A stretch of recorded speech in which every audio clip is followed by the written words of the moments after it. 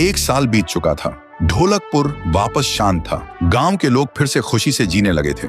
हर पूर्णिमा को लोग एक दिया जलाकर ठुन ठुन ठुन साहुर को याद करते थे। पर एक रात कुछ ऐसा हुआ जो फिर से सब कुछ बदल के रख दिया। लाशें फिर से मिलने लगी। हर 2 दिन बाद किसी न किसी के घर के सामने एक कटी हुई लाश पड़ी होती। गांव फिर से कांप उठा। एक दिन सब लोग महाराज के पास पहुंचते हैं और रो रो कर गांव की घटनाओं के बारे में बताते हैं। रात को महाराज 2 सेनापतियों से कहते हैं, जाओ और खोजो इस कांड के पीछे कौन है। लेकिन सुबह सिर्फ उनकी लाशें लौट कर आईं। एक का सिर था ही नहीं, दूसरे के पैर कट चुके थे। महाराज समझ गए कुछ तो लौट आया है, कुछ जो सिर्फ मौत का खेल खेल रहा है। और फिर कहते हैं, अब इस जंग का सामना मुझे ही करना होगा। उसी रात महाराज चुपके से गांव में आते हैं और एक पेड़ के पीछे खुद को छुपा लेते हैं। और ठीक रात के 2:30 बजे अचानक कहीं से धुआं छा जाता है और उस धुएं के अंदर से एक आवाज आती है,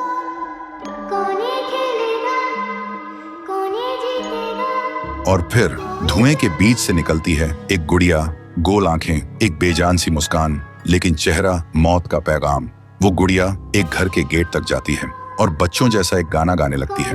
उसके गाने की आवाज सुनकर एक आदमी बाहर आता है और अगले ही पल वो गुड़िया उसका सिर चबा जाती है। वो आदमी तड़प तड़प के वहीं जमीन पर गिर जाता है। महाराज सब कुछ देखते हैं। उनकी आंखें भर जाती हैं। उन्हें समझ आ जाता है इसके सामने जाना मतलब खुद का अंत लिखना है। अगली सुबह गांव के लोग इकट्ठा होते हैं। महाराज कहते हैं, ये पिछले भूत से भी ज्यादा डरावनी है। इसे सिर्फ वही हरा सकता है जो मौत को पहले ही हरा चुका है। और फिर एक पूर्णिमा की रात सब लोग दिया जलाकर पुकारते हैं, आप वापस आइए, आपके बिना ये गांव जिंदा तो है पर जीने जैसा नहीं। तभी एक आवाज गूंजती है, और उसी देह की आग से एक जलता हुआ पेड़ बनने लगता है और उसी पेड़ में से ठुन ठुन ठुन साहुर निकलता है। तभी फिर से वही धुआं छा जाता है और उसके साथ ही एक आवाज।